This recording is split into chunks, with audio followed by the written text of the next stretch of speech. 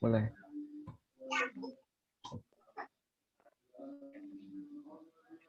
Halo teman-teman, kami dari kelompok 6 akan mempresentasikan apa yang sudah kami bahas dengan anggota kelompok Yusina Heni Yohana, NIM 026, Raditya Surya Atmaja, NIM 242, Titus Aridwi Kristianta dengan NIM 157, dan saya Yohana Lavela Kesa Octalia dengan NIM 225.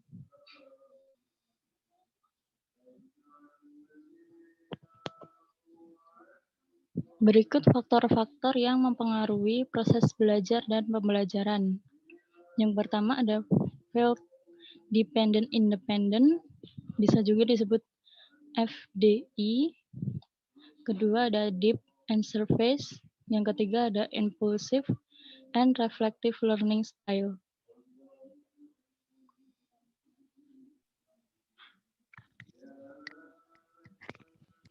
Selanjutnya, feed dependent dan independent.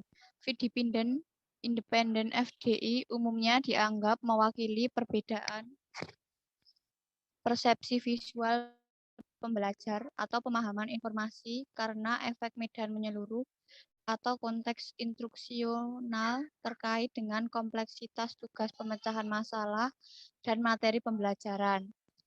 FDI menjelaskan pelajar sepanjang kontinum sehingga individu salah satu ujung dianggap field dependent atau FD dan individu di ujung yang lain adalah field independent atau FI. Individu yang jatuh di tengah kontinum dicirikan sebagai field mix dependent atau FM.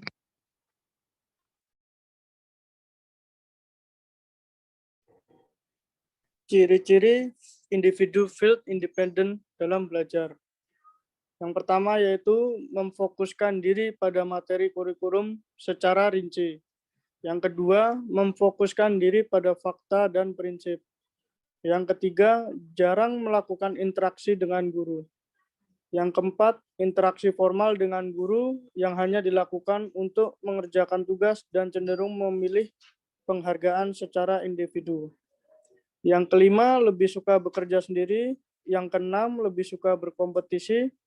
Dan yang terakhir yaitu mampu mengorganisasikan informasi secara mandiri.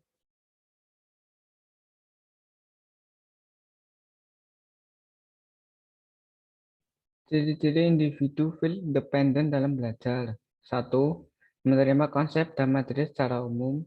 2. Agak sulit menghubungkan konsep dalam kurikulum dengan pengalaman sendiri atau pengetahuan awal yang telah mereka miliki. Ketiga, suka mencari bimbingan dan petunjuk guru. Keempat, memerlukan hadiah atau penghargaan untuk memperkuat interaksi dengan guru. Kelima, suka bekerja sama dengan orang lain dan menghargai pendapat serta perasaan orang lain. Yang keenam, lebih suka bekerja sama daripada bekerja sendiri. Dan yang terakhir, lebih menyukai organisasi materi yang disiapkan oleh guru.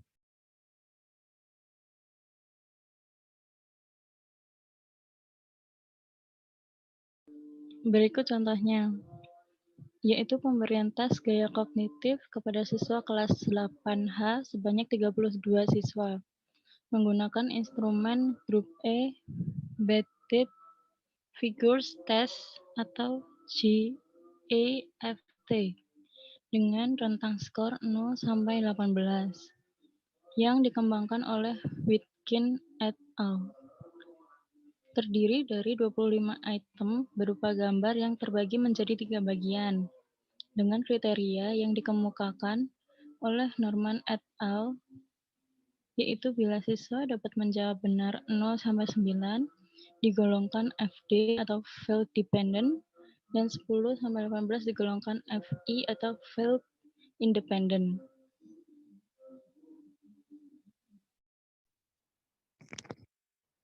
Selanjutnya, model pembelajaran deep learning.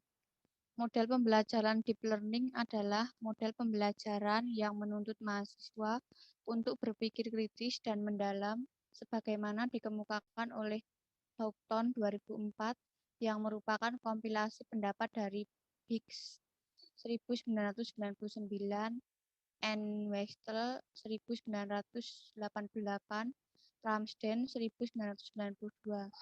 Dalam bukunya, Houghton menyatakan bahwa definisi deep learning adalah examining new thoughts and ideas critically and tying them into exciting cognitive structure and making numerous links between ideas. Pandangan di atas sejalan dengan pendapat Feldman dalam Jensen 2008 bahwa deep learning requires use to follow multiple rules of operation to complete the text. Bahwa apabila mahasiswa ingin menyelesaikan tugas yang sesuai dengan aturan dan prosedur yang standar, maka sebaiknya menggunakan model pembelajaran deep learning.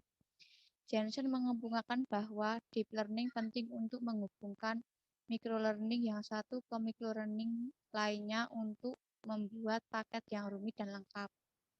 Deep learning adalah langkah berpikir yang dinamis. Pandangan ini ditegaskan oleh Puja Soekarno dalam Suryana 2018 bahwa model pembelajaran deep learning bersifat dinamik, di mana keterkaitan antar pengetahuan digunakan sepenuhnya untuk menunjang pemahaman.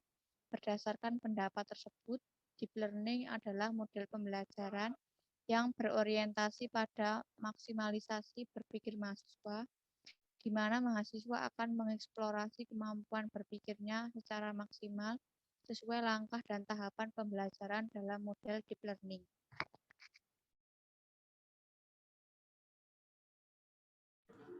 Berikut adalah contoh pada machine learning tradisional. Jika kita menyodorkan gambar seekor kucing, lalu kita bertanya pada mesin tersebut, apakah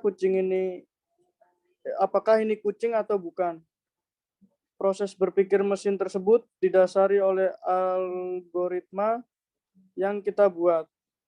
Contohnya, apakah objek memiliki 2 mata? Apakah objek memiliki 4 kaki? Apakah objek tersebut memiliki kumis panjang? Apakah objek tersebut memiliki bulu yang tebal? Jika sebagian besar atau semua jawabannya adalah iya, maka si mesin akan memutuskan bahwa itu adalah gambar kucing.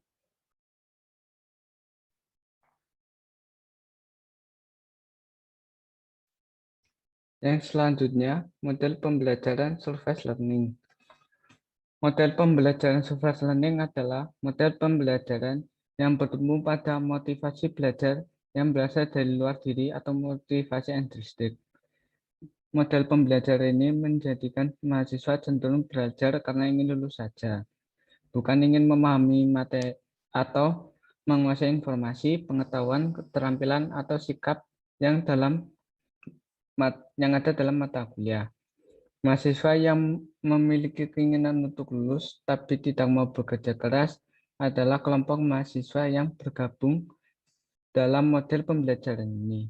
Dalam tulisannya Briggs tahun 1998 menyatakan bahwa surface learning adalah mahasiswa dengan model pembelajaran surface learning cenderung mempelajari tanpa merefleksikan tujuan dan strategis, memperlakukan proses belajar sebagai bagian dari pengetahuan yang tidak terkait, menghafal fakta, dan prosedur secara rutin.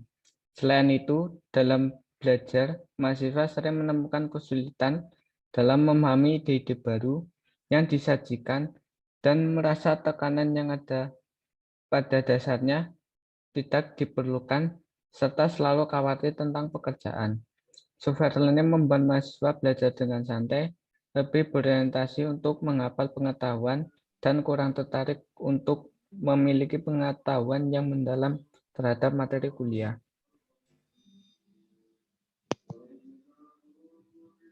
Gaya dan metode pembelajaran tersebut memiliki pengaruh sebagai berikut.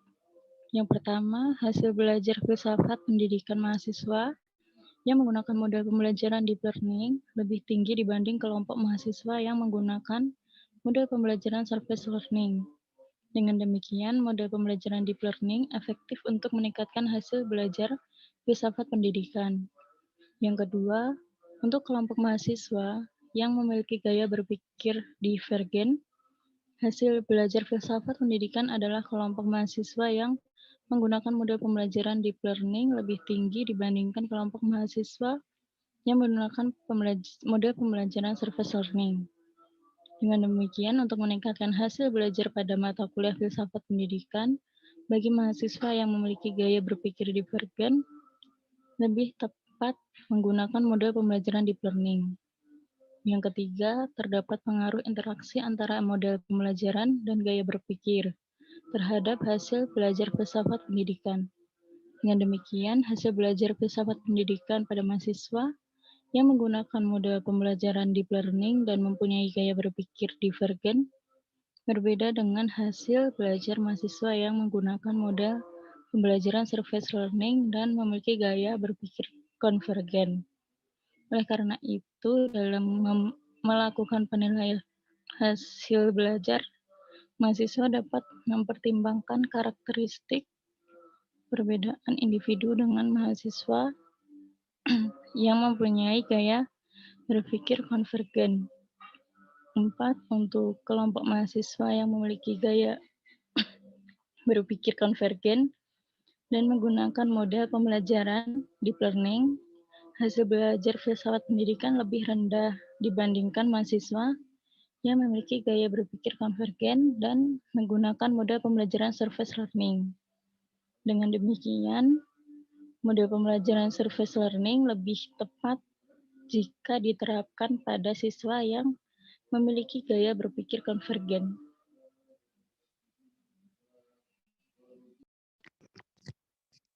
Contohnya yakni ketika mengerjakan UTS, demi mencapai nilai yang terbaik, rata-rata mahasiswa lebih sering menghafal materi yang akan keluar pada saat UTS tersebut. Konvergen dibutuhkan saat mengerjakan soal pilihan ganda, kuis, spelling test atau tes ejaan, dan ujian lainnya yang serupa atau jawabannya hanya terdiri dari salah atau benar. Mengerjakan soal-soal esai yang membutuhkan opini dan brainstorming.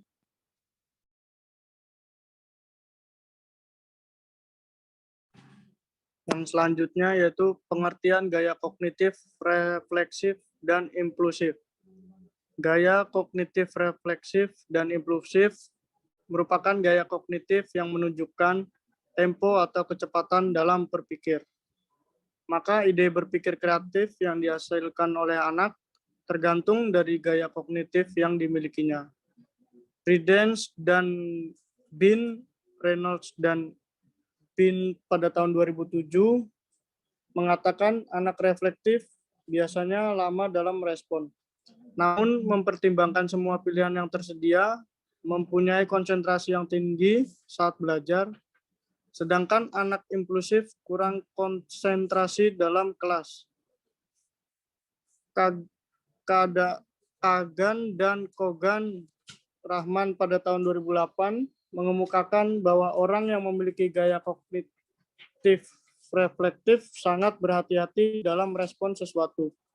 Dia mempertimbangkan secara hati-hati dan memanfaatkan semua alternatif. Waktu yang digunakan juga relatif lama dalam merespon. Philip dan kawan-kawan pada tahun 1997 mendefinisikan anak impulsif adalah anak yang dengan cepat merespon suatu situasi, namun respon pertama yang diberikan yaitu sering salah. Kemudian Nasution pada tahun 2008 menjelaskan bahwa anak yang impulsif akan mengambil keputusan dengan cepat tanpa memikirkannya secara mendalam.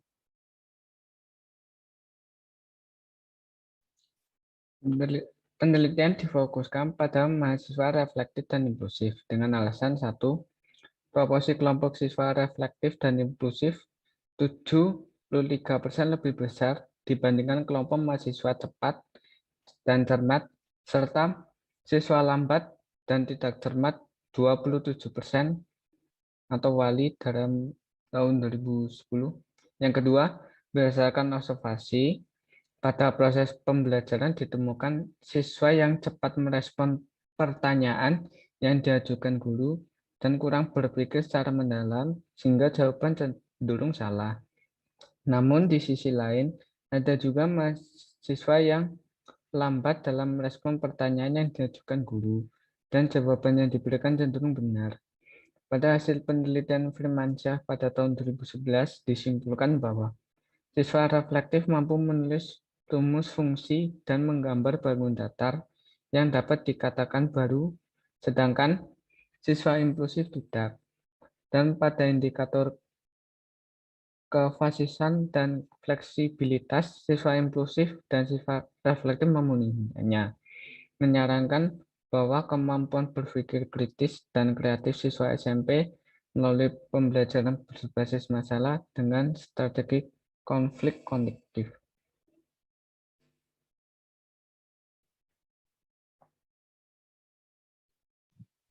Berikut contohnya. Subjek bergaya kognitif reflektif mengawali dengan membaca soal yang langsung diikuti dengan refleksi yang menghubungkan objek dengan suatu konsep. Selanjutnya, subjek membaca kembali dan menuliskan yang diketahui dan kemudian ditanyakan.